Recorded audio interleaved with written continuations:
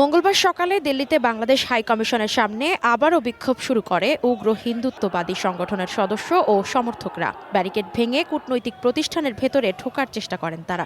এছাড়া ব্যানার ও প্ল্যাকার্ড হাতে তুলে ধরে স্লোগান দেওয়া হয়।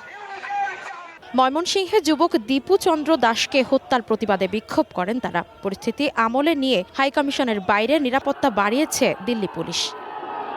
এ অবস্থায় নিরাপত্তা বিবেচনায় নয়াদিল্লিতে বাংলাদেশ হাইকমিশন কনসুলার সেবা ও ভিসা কার্যক্রম বন্ধ করে দেওয়া হয়। পাশাপাশি আগরতলায় সহকারী কমিশন ও শিলিগুড়িতে বাংলাদেশ ভিসা সেন্টারের ভিসা সেবাও বন্ধ করে দেওয়া হয়েছে।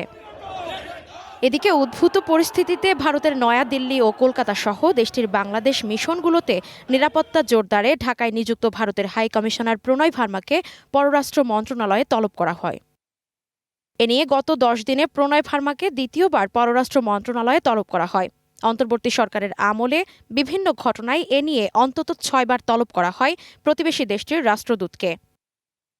ইসমত আরা অনু, গ্রিন টিভি, নিউজ ডেস্ক।